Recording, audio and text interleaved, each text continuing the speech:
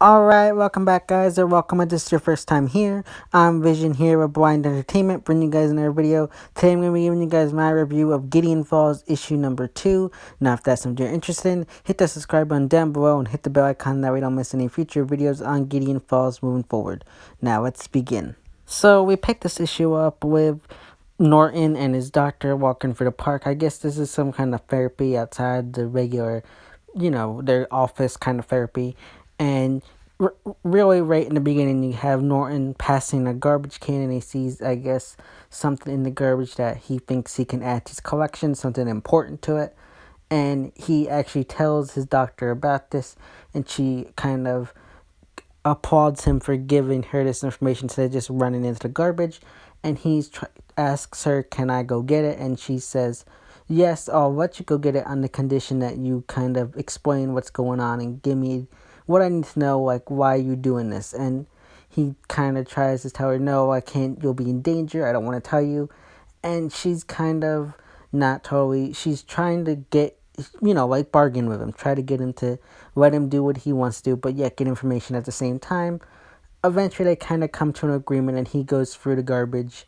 However, it's not the thing that he's looking for, and he ends up having to tell his doctor, even though he still doesn't want to, what he's doing. And he kind of goes into his dreams and talks about the black barn, and just kind of gives that information right there about the black barn, about how he's had these visions, and how him going through the garbage, from what I can understand, him going through the garbage is him finding like the pieces to the black barn and kind of reconstructing it in a way. Is what I'm kind of thinking. I don't totally understand it yet, but I think from what I can understand personally, I think it's more of him just trying to go through, and he's kind of, in a sense, planning on, I don't know if he'd reconstruct it or just kind of rebuilding it in a sense. I don't know totally how you'd explain it, but something similar to that. But I really like the intro, something different. I like it, and it gives more in-depth look of their kind of relationship as a therapist and the patient kind of relationship, which I really like. I think that was very well handled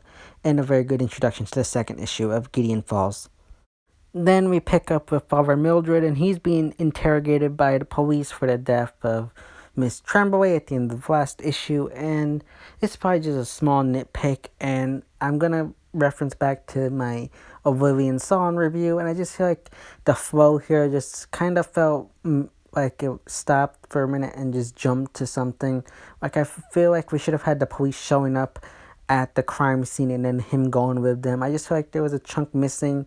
I mean, just maybe one or two panels could have cleared up. I know it's like they don't want to spoon feed everything to us, and it's our job as the reader to figure everything out. But I feel like they could have just added those two panels in there just to clear things up in a sense. But I do like what we got, and you got him being interviewed by, I think, Detective Miller is the female detective's name, and she's asking him what's going on, and he's just recounting everything, even in telling her like the thing about Father Tom showing up in his vision. And we find out through dialogue here that Father Tom has never been confirmed dead. He was he was swimming and I guess drowned, and I guess was taken down by like the current or whatever. And they never found the body. So Father Mildred's kind of going on that, saying, "Well, you never found the body. He could still be out there." And then you got the detective, bringing up some past things that happened at the old community or town he was in as a priest, talking about how he was kind of brought in for assault and drunken misconduct and stuff like that. And she asks him if he was drinking, and he said, "Yeah, I had a couple drinks last night before going to bed." And he's just trying to say, like, clear his name, and she's not believing him. And one of the guy in there is trying to tell her, "You're going too hard on him." And she's saying, "No, I know this is my guy." And she's trying to, get him to confess. And then you got the sheriff who comes in and tells her, "Hey, we got another body. You got to go check this out." And that's how that ends there. I really like how we got the introduction here. Some good stuff. Again, I just wish they had given us a couple more panels just to show that Father Tom went to the police station willingly, and like was he arrested? What did he come in willingly? Like, how did he come in? I just feel like that should be something that should have been addressed.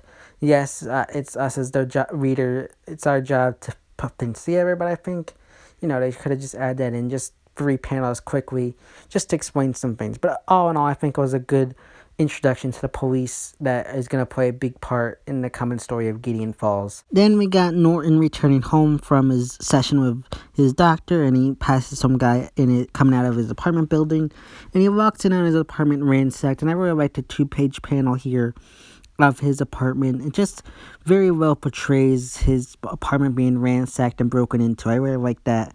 And I'm interested to see how this affects him moving forward and how this affects the police investigation as we see later on. I think this is a good turning point. I hope this is a good setup, and I hope the payoff is good, and I hope they don't keep the payoff for a very long time. I hope it's kind of given to us at least by the end of this volume and resolved. I don't want it to be dragged out, but I think it's a good setup, hopefully a good payoff in the end, and I'm just very interested to see where this takes Norton and maybe connecting him to Father Mildred and the police later on in stories to come. Then we return to Father Mildred, who's on the phone with the bishop asking him to help bail him out, and you got the bishop on the other line telling him, being all godly, saying this is all part of God's plan and how the town will need him now with this tragedy that has occurred, and this is all part of God's plan for him, and that everything that's going to happen to him, is just part of God's plan, and just has to have faith in God that everything will be okay. And he pretty much leaves him there to figure things out, but saying that, as I said, it's God's plan. And Father Mildred gets annoyed, and just the bishop ends up hanging up, and he is escorted to his holding cell by the sheriff. And the sheriff, we see in these couple panels here, that he actually believes that he is innocent and hasn't committed any crime. And he tells him to go see this character of Doc Sutton, I think. And I'm very interested to see this character later on, what's going to happen with this character and how he connects with all our characters, especially maybe connecting Father Mildred to Norton later on. I think that's a good way to connect it. And I'm just interested to see what goes on later. And he kind of says that he can't give any more information out of fear of, he might get in trouble, which is kind of confusing. Is if he's the sheriff, who's he going to get in trouble from? Because it just doesn't make any sense that he get in trouble since he's the sheriff. But I'm interested to see where this story moves on. We know he's going to get out eventually, and him and the sheriff are going to team up, probably go meet with Doc Sutton, is my prediction, and Sutton will probably kind of connect them to Norton's story, is my prediction of how that's going to play out. But I think it's a good setup again. Hopefully the payoff isn't dragged out again, and I'm just interested to see where this story goes moving forward between the sheriff and Father Mildred, and how their bond and kind of how they work together in stories to come with Gideon Falls. We then return to Norton, and he barges in on his therapist, and she's in a session with another client, and she has to ask that client to leave, and they get into this argument, and he believes that his doctor, we read her name is Angie, turned him in, and that's why his apartment was ransacked. It's all her fault, and she's trying to tell him no, try to calm him down, and saying maybe it's time for you to be readmitted, and he's freaking out, saying no, I'm not being readmitted. And they kind of get into an argument, and it ends with him kind of barging out. And I'm interested to see what goes on from this kind of fallout. Like I said, I'm interested to see what goes on with the relationship. We see that they have I don't know, I feel like the relationship between the client and the doctor is a little bit too close of a relationship. So I'm interested to see what goes on with it moving forward, if we find out, if she's had some kind of role. I don't think so, but it'd be interesting to see if she did. But I'm very interested to see where it goes from here without him, with a doctor. Maybe he goes to see Doc Sutton now, and that's how they are connected, like I said.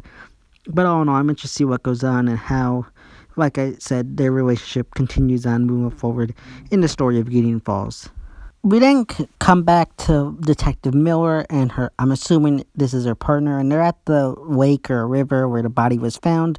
However, this is not Father Tom, because the body was found, I think, within 24 hours of death, and Father Tom, we heard earlier, died 2 weeks ago, so it can't be Father Tom, and the body has a nail in its hand, kind of similar to the ones that Norton collected, but I don't think it's Norton. I think it's too obvious that the killer is Norton, and I think the person he passed on his way into his apartment probably is the killer. I think it's just too obvious to be Norton, but I'm interested to see how this murder affects Norton's kind of character, how it will connect him and Father Mildred and bring him and the sheriff, all three of them, kind of together to solve this murder. I'm interested to see how it connects them, and again, I'm just interested to see how it affects him. Due to most likely, this will probably be brought back to him, and they'll probably be kind of asking him questions and searching for him. So I'm just interested to see how this affects him, being, someone who is not mentally, stable and kind of has maybe a learning disability. So I'm interested to see how it affects him in the story of Gideon Falls moving forward. Then we meet back up with Norton's Dr. Angie, and she's leaving the parking garage, and she's on the phone with either, I guess, a friend or a loved one, kind of talking about Norton, how she's worried about him and how he's made so much good progress, and she doesn't want that to fail. And the and her friend or loved one's telling her, you can't get too emotionally invested in your clients. You gotta, let it go sometimes. And then you got her seeing the black barn, and we see this panel of her phone and just a whole red background, and she drops it and it cracks, and she sees the red barn, and she's on the ground, and she's just like freaked out and panicking at this point. And then we see her go back to reality, and it ends with her on the ground in the parking garage, and she just says, "Oh God." And I really like the ending, and I'm wondering how this will connect her back to Norton. Maybe her seeing the red barn will have her believe him, and she'll now kind of take him back on as a client, because I'm not sure at this point if they'd still be clients, but I think probably not. So I wonder if at this point this will be what makes her become his therapist again and help him, and maybe the two of them will go and talk to someone, and this connects them back to Father Mildred and the sheriff and the rest of and Dr. Duncan or whatever. Dr. Sutton or whatever his name is. So I'm very interested to see where this goes from here. It's definitely a good cliffhanger ending. I'm interested to see what they do with the story and how it connects. Like I said, very strong issue. I think this is a good, decent image book, and I'm just interested to see where it goes moving forward. Again, it still gives me a lot of vibes like the show Preacher, so I very am interested to see and invested in this book to see where it goes moving forward. And I'm just like hoping it's a good image book and doesn't just drag out some of the mysteries too long and doesn't give us answers right away. But I'm very interested, like I said, to see where it goes moving forward, and I can't wait for the new issue to come out next month. So yeah, guys, that's my review of Gideon Falls issue number 2. If you like this video, give it a big thumbs up and share. And don't forget to subscribe down below and hit the bell icon, that way you don't miss any future reviews on Gideon Falls or any other comic reviews I do on my channel. This has been Vision here of Blind Entertainment, and I will see you next time.